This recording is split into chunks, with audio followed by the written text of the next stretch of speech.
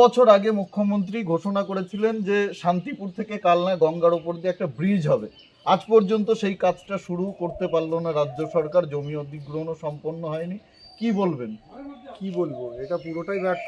মুখ্যমন্ত্রী উনি নিজে মুখে বলেছিলেন যে এই ব্রিজটা করে দেবেন, আমাদের নদী এই শান্তিপুরবাসীর অনেক উন্নতি হতো যদি ব্রিজটা তৈরি করে দিতেন। উনি আজকে তো 8 বছর আগে ঘোষণা করেছিলেন, কিন্তু এখন পর্যন্ত শুরু তো দূরের কথা, কিছুই করেননি। তাহলে কি করে হবে? আমাদের তো সাধারণ জীবনযাপন ওই নৌকা হয়েই পার হয়ে যেতে হয়, কালনাঘাট হয়ে। তো এখানে তো মানুষের জীবনের রিস্কি থেকে যায় না, মানুষের জীবনটা তো। একবার তো নৌকা ডুবে বহু নৌকা ডুবি মানুষ হয়েছিল তো, তারপরেও এই সরকারের কোনো ঘুম ভাঙেনি। এখন 8 বছর ধরে এই পড়েই আছে। সেই ব্রিজ ঘোষণা নিজে মুখে ঘোষণা করে গেছিলেন, কিন্তু উনি কিচ্ছু করেননি। বাড়ির মহিলারা বলতে গেলে বলছে বেশি কথা বলো না, আমারও কিন্তু 1000 টাকা করে ঢুকছে অ্যাকাউন্টে, কাজে আমিও কিন্তু মার্কেট করতে পারি, কি আর বলবো। এই আর কি, এই ভাতা ফাতা দিয়েই চালাতে চাইছে। ভাতা দিয়ে যে কী পরিস্থিতি, এই যেরকম আমি 1 সপ্তাহ আগে একটা তেল নিয়েছিলাম 115 টাকা, কালকে তেল নিলাম 120 টাকা। আমার পকেট থেকে তো যাচ্ছে, মেয়ে ছেলেরা কি আর বুঝতে পারছে যে বাজারের ব্যাগটা তো পুরুষরাই নিয়ে যাচ্ছে। যে কী পরিস্থিতি, পুরুষরা বাজার করতে, কিন্তু পুরুষরাই বোঝে, মেয়ে ছেলেরা বোঝে না। নমস্কার, আমি দিবাকর, আপনারা দেখছেন জাগরণ বাংলা। এই মুহূর্তে আমি রয়েছি নদিয়া জেলার শান্তিপুরে। এখানে আমি সাধারণ মানুষের সঙ্গে কথা বলবো, জানার চেষ্টা করব সাধারণ মানুষ কি চাইছে। তার কারণ সামনেই বিধানসভা নির্বাচন, আর বেশি দিন বাকি নেই। কিন্তু এখানকার মানুষ কি পরিবর্তন চাইছেন, নাকি এখানকার মানুষ বর্তমানে যে সরকার শাসকের ভূমিকায় রয়েছে সেই সরকারকেই আবার ফিরিয়ে আনতে চাইছে, সেই সংক্রান্ত বিষয় নিয়ে, এবং এখানকার লোকাল কি ইস্যু রয়েছে, মানুষের কি সমস্যা রয়েছে, সেই সমস্যা কতটা সমাধান করতে পেরেছে রাজ্য সরকার, সেই সমস্ত বিষয় নিয়ে কথা বলবো। আপনার নামটা কি?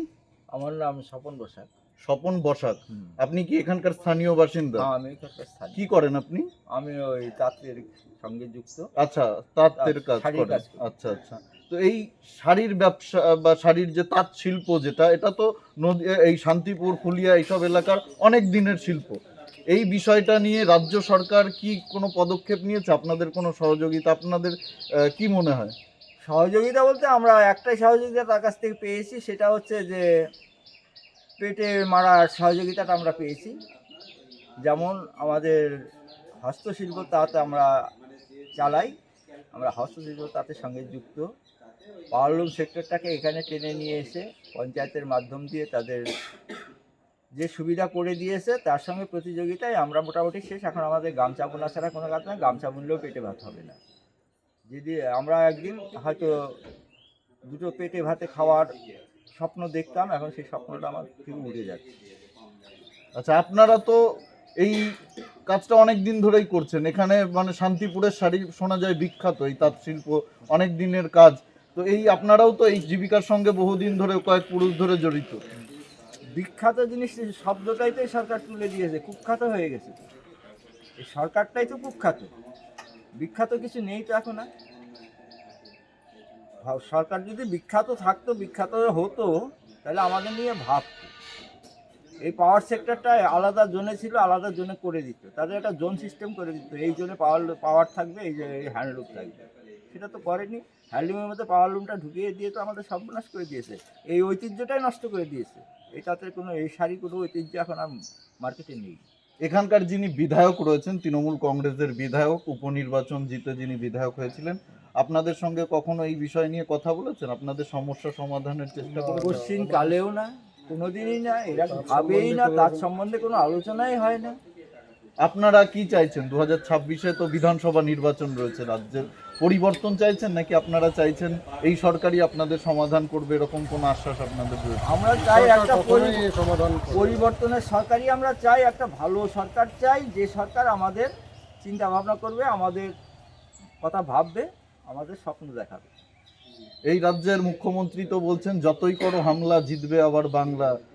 মমতা বন্দ্যোপাধ্যায়ের সরকারি ক্ষমতায় থাকবে। দেখেন, একটা ভাষা আছে, সেটা হচ্ছে যে আমার সন্তান, আমার ছেলে বা মেয়ে, সে কুখ্যাত হোক আর বিখ্যাতই হোক, সে যদি অপকর্মও করে বেড়ায়, আমি কিন্তু তা আমার ছেলের সুনামটাই গেয়ে যাবো, বদনামটা গাইব না। আমার ছেলে ভালো, আমার ছেলে গ্র্যাজুয়েট হবে, আমার ছেলে ইঞ্জিনিয়ার হবে, এটাই আমি বলবো, যদি সে পাঠশালায় কোনো দিন নাও গিয়ে থাকে। আমার সরকারের ভূমিকাও ঠিক তাই। আমরা যতই চুরি করি, যতই যাই করি, ওই যে লক্ষ্মীর ভাণ্ডার দিয়ে ভাবছি আমরা তো সব মহিলাকে কিনে নিয়েছি, লক্ষ্মীর ভান্ডার দিতে গিয়ে যে এদিকে চাল 50, 60, 55 টাকা আপনি কেজি হয়ে আপনি গেছে। কি করেন দাদা? আমি এই ছোটোখাটো তাঁতের সঙ্গেই যুক্ত আচ্ছা, এবং আমার সামান্য একটুখানি চাষবাসের মধ্যেও আছি। কি মনে হচ্ছে এইবার পরিবর্তন হবে? আপনারা কি চাইছেন? আমরা তো চাইছি অবশ্যম্ভাবী পরিবর্তন হওয়া, আচ্ছা, তার কারণ পরিবর্তন এই চাই আমরা। 9 বছর আগে মুখ্যমন্ত্রী ঘোষণা করেছিলেন যে শান্তিপুর থেকে কালনায় গঙ্গার উপর দিয়ে একটা ব্রিজ হবে। আজ পর্যন্ত সেই কাজটা শুরু করতে পারলো না রাজ্য সরকার, জমি অধিগ্রহণও সম্পন্ন হয়নি। কি বলবেন? কি বলবো, এটা পুরোটাই ব্যর্থ মুখ্যমন্ত্রী। উনি নিজে মুখে বলেছিলেন যে এই ব্রিজটা করে দেবেন, আমাদের নদী এই শান্তিপুরবাসীর অনেক উন্নতি হতো যদি ব্রিজটা তৈরি করে দিতেন। উনি আজকে তো 8 বছর আগে ঘোষণা করেছিলেন, কিন্তু এখন পর্যন্ত শুরু তো দূরের কথা, কিছুই করেননি।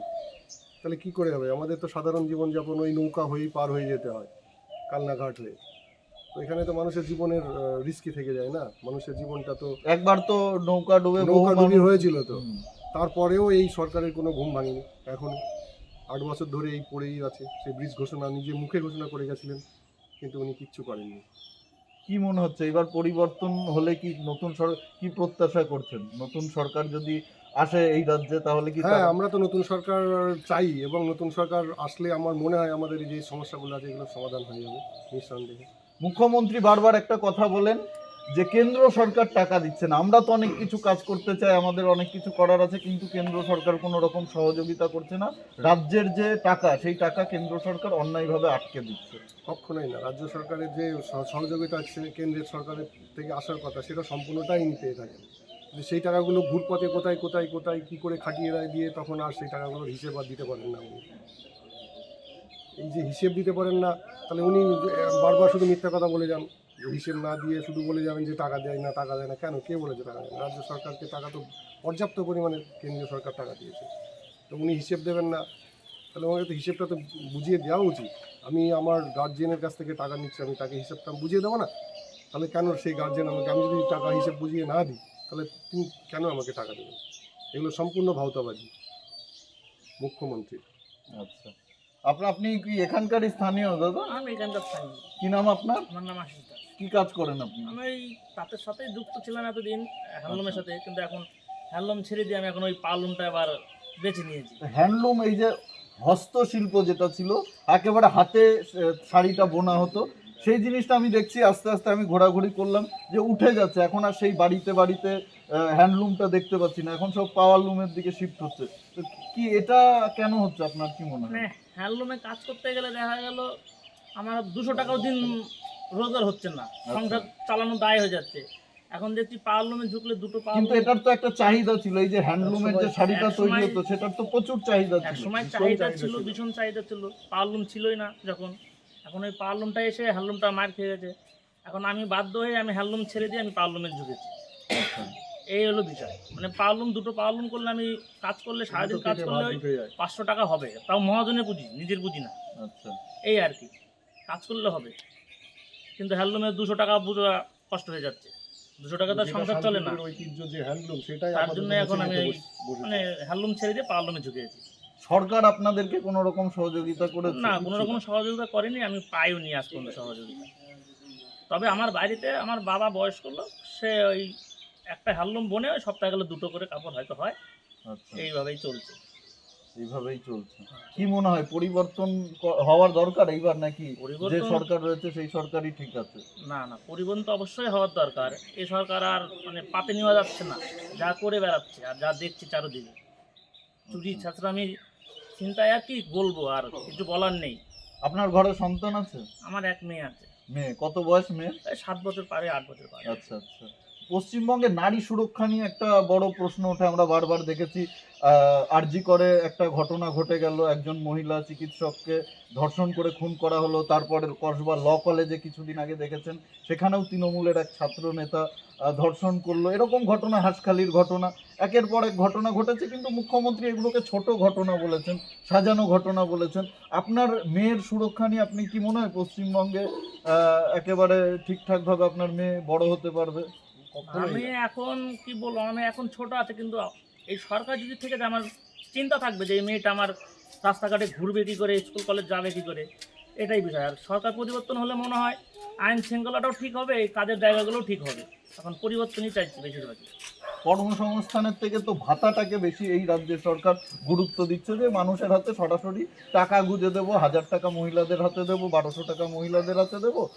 সায়নী ঘোষ বলেছিল, তৃণমূলের একজন সাংসদ, তিনি বলেছিলেন যে পুরুষরা এখন মহিলাদের কাছে গিয়ে, বাড়ির বউয়ের কাছে গিয়ে হাত পাচ্ছে গাড়িতে তেল ভরার জন্য। এই ব্যাপারটা আপনি একজন পুরুষ হিসাবে, আপনারা তো কাজ করে খান, কিভাবে দেখছেন বিষয়টা, যে সত্যি মহিলার কাছে গিয়ে? সায়নী ঘোষ যে কথাটা বলেছে, কি বলবো, হাসার বিষয়। আমি হেসে দিচ্ছি। অবশ্যই এটা হচ্ছে, বাড়ির মহিলারা বলতে গেলে বলছে বেশি কথা বলো না, আমারও কিন্তু 1000 টাকা করে ঢুকছে অ্যাকাউন্টে, কাজে আমিও কিন্তু মার্কেট করতে পারি, কি আর বলবো। এই আর কি, এই ভাতা ফাতা দিয়েই চালাতে চাইছে। ভাতা দিয়ে যে কী পরিস্থিতি, এই যেরকম আমি 1 সপ্তাহ আগে একটা তেল নিয়েছিলাম 115 টাকা, কালকে তেল নিলাম 120 টাকা। আমার পকেট থেকে তো যাচ্ছে, মেয়ে ছেলেরা কি আর বুঝতে পারছে যে বাজারের ব্যাগটা তো পুরুষরাই নিয়ে যাচ্ছে। এই কী পরিস্থিতি, পুরুষরা বাজার করতে, কিন্তু পুরুষরাই বোঝে, মেয়ে ছেলেরা বোঝে না। তো কর্মসংস্থান নিয়ে আপনি একটু বলতে চাইছিলেন।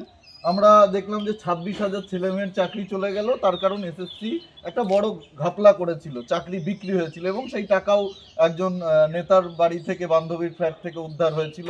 আবার তিনি স্বমহিমায় ফিরছেন, তাকে বিধানসভায় কিছু গুরুত্বপূর্ণ দায়িত্বও বন্টন করা হয়েছে। কি মনে হচ্ছে এই কর্মসংস্থান নিয়ে আগামী দিনে কিছু ভাবছেন আপনারা? আমার ফোন এসছে। কর্মসংস্থান তো অবশ্যই দরকার। একটু ওই ধরেন, আপনার 1000 টাকার ভাতা তো গিয়ে কখনোই মানুষের জীবনের ফোন উন্নতি হয় না। ওই 1000 টাকায় চায়ের জল অবধি গরম হয় না।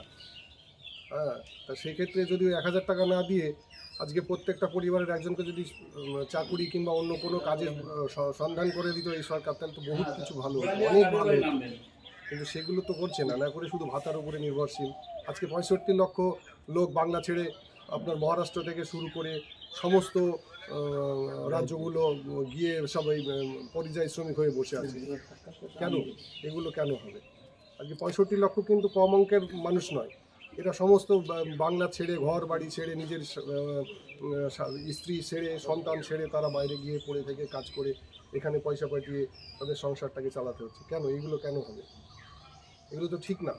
এই সরকার অপদার্থ, যার কারণের জন্যই আজকে এই পরিস্থিতিটা ঘটছে। আপনি আজকে এক্ষুনি, আমি আপনার সঙ্গে কথা বলছি, আপনি এক্ষুনি চলে যান হাওড়া স্টেশনে, গিয়ে দেখুন কী পরিস্থিতি। কত লোক বাংলা থেকে প্রতিদিন, প্রতিনিয়ত কাজের জন্য ভিন রাজ্যে ছুটে যাচ্ছে। মুখ্যমন্ত্রী তো বলছেন যে বাড়ি চলে আসলে আমরা 5,000 টাকা করে ও দেব। সম্পূর্ণ মিথ্যা কথা। আমিও পরিযায়ী শ্রমিক ছিলাম একসময়, আমি ঘুরে চলে এসেছি। ও কোনো রকমই কোনো কিছুই হয়নি, শুধু ভাওতাবাজি, ভাওতাবাজি। শুধু ভাওতাবাজি, ও কিছু হয় না। সবথেকে বড় ব্যাপার হচ্ছে, আমি একজন কন্যার বাবা। আচ্ছা। আমার মেয়েটি পড়াশোনায় যথেষ্ট ভালো, MA কমপ্লিট করে, বিএড কমপ্লিট করে বসে রয়েছে। তার যদি আজকে একটা চাকরি হতো, আমি তো তার একটা অংশ পেতাম। তাহলে সেই অংশটা আমার কোথায় গেল, তার ভবিষ্যৎটা কোথায় গেল? সেই ভবিষ্যৎটাকে বিক্রি করে ছিনিমিনি খেলছে কেন? তার ভবিষ্যৎটাকে গড়ে দেবে কে? সরকার গড়ে দেবে? আজকে যে এই যে চাকরি বিক্রি করে মেধার ছাত্রছাত্রীরা তারা চাকরি পায় না, অথচ নাম্বার করতে পারে না, 0 নাম্বার নিয়ে আর সাদা কাগজ জমা দিয়ে তাদের ঘুষ নিয়ে চাকরি হয়ে যায় 10 লাখ 12 লাখ টাকা। এটা ঠিক না।